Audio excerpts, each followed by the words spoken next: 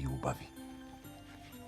И многобројните придружнички секогаш биле весели и радосни, а на заповед на кралот внимавале принцезата никогаш да не ги разгрне розовите завеси.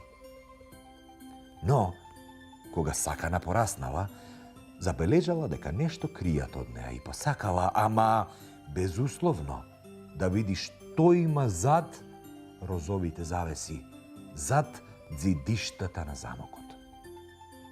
Една вечер, Сакана си легнала порано.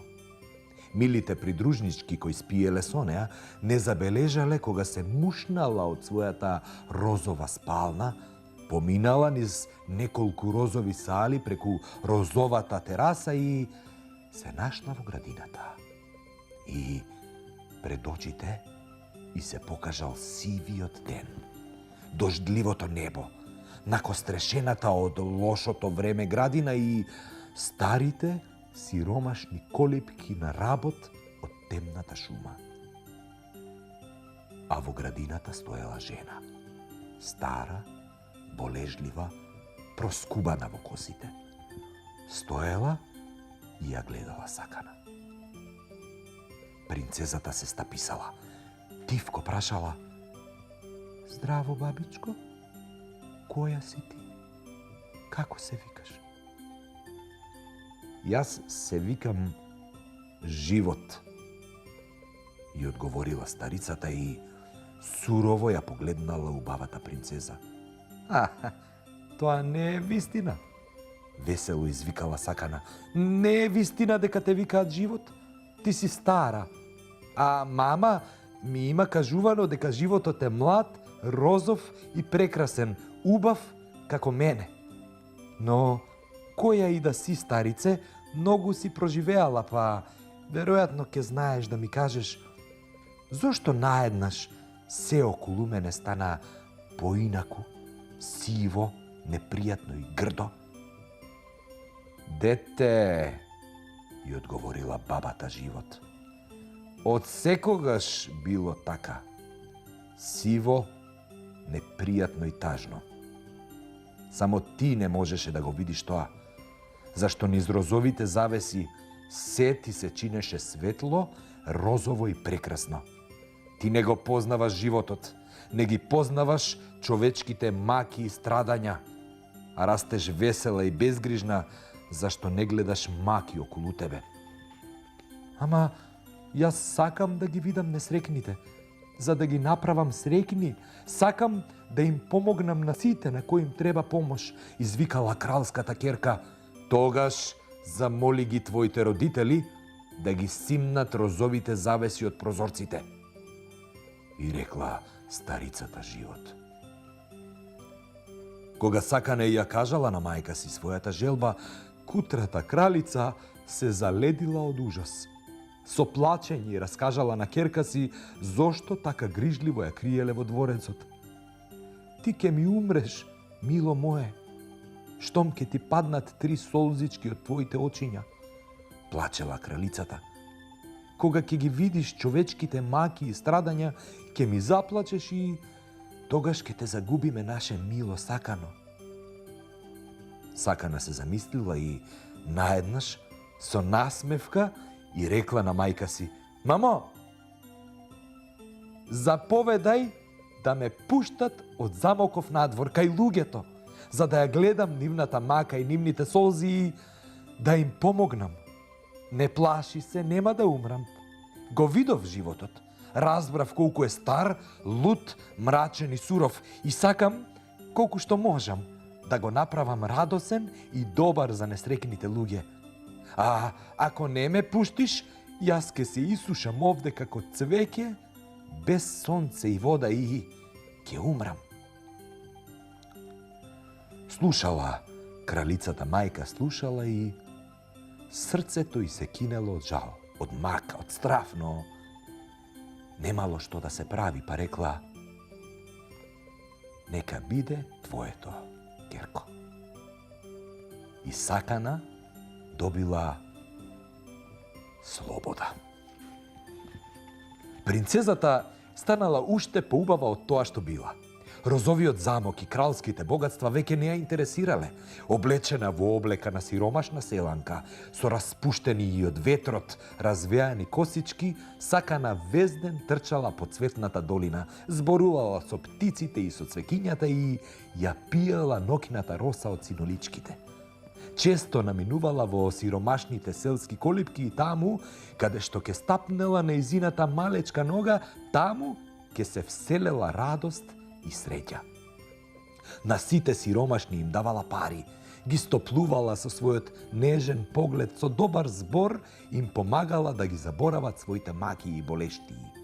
Славата за добрината на принцезата се слушала насекаде и сите несрекни доаѓале кај неа за помош и за утеха. Еден ден, кога Сакана се вратила од вообичаената прошетка, љубопитно ја прашала мајка си: "Мамо, слушнав пеење во блискава шума. Кој е тој што пее толку прекрасно?"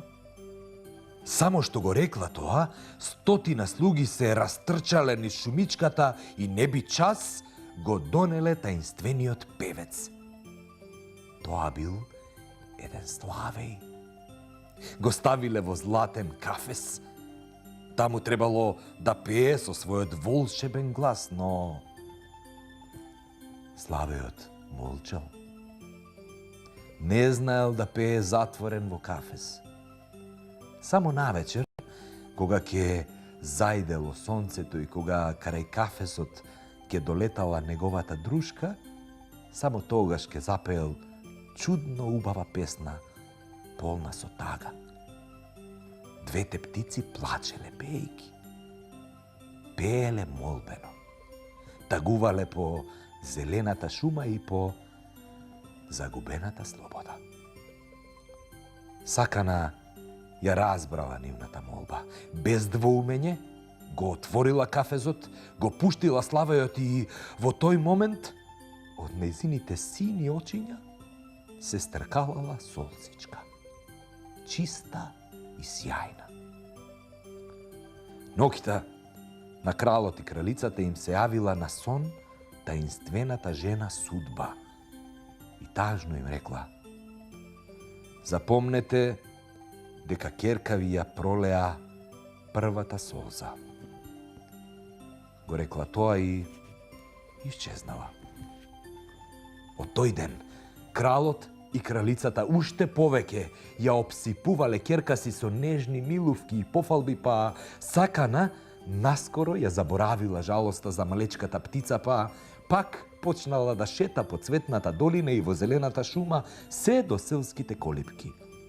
Еден ден, шетајки, слушнала чудни звуци на рог и звекот на оружје. Во пресред и доаѓала група луѓе, како да трчале по нешто.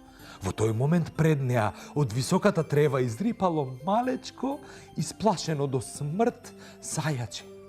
Кутрото зајаче застанало на 2 чекори од неа, со спуштени уши, ококорено во очите, полни со страв, како да чекало нешто. Бум-бум! Се слушнал истрели. Зајачето со крваво муце паднало пред нозете на кралската ќерка. Сакана го зела во раце, го стиснала на градите и им свикала на ловците и на нивните дами: "О, лоши, лоши луѓе! Што лошо ви сторило ова кутро зајаче? Зошто го убивте?"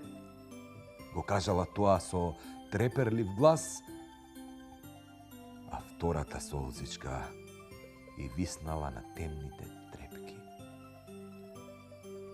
Поминало време. Сакана израснала во прекрасна девојка, гордост на целото кралство. А татко и кралот, како и порано, војувал за да ја обезбеди на ќерка си што поголемо наследство.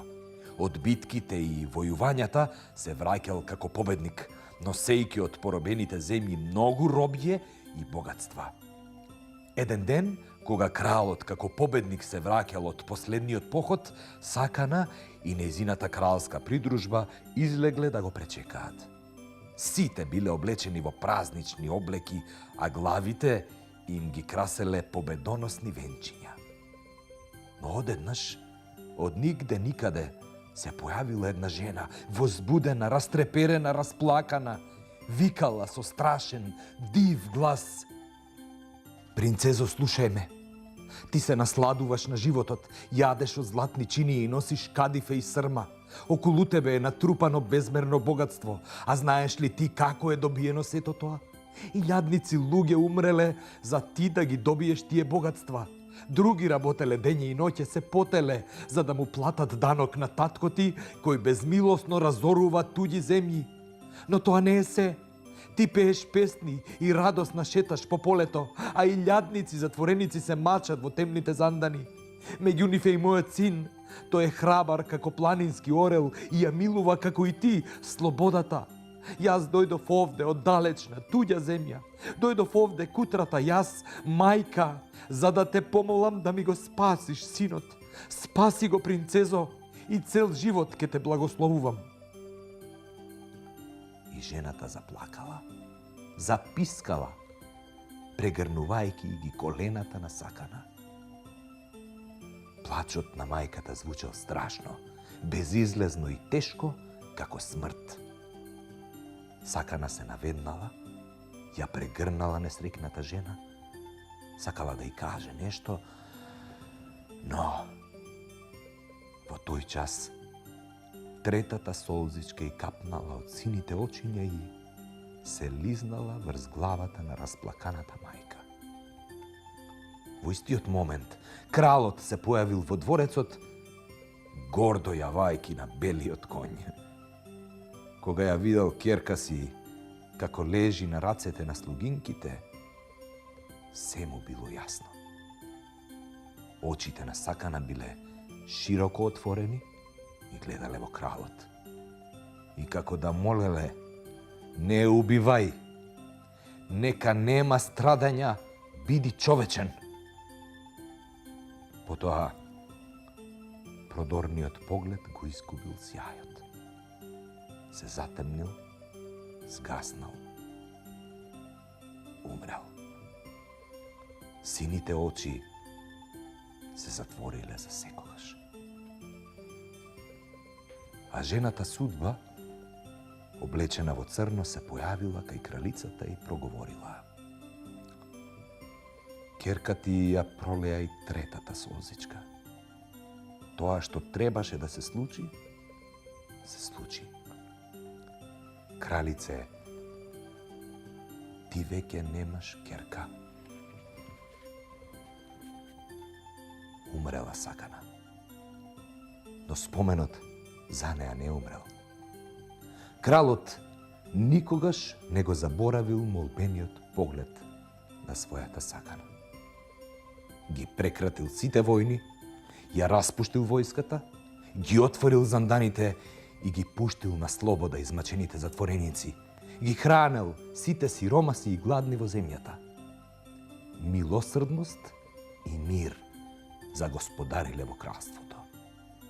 И се за спомен на ќерка си Сакана, прекрасната млада принцеза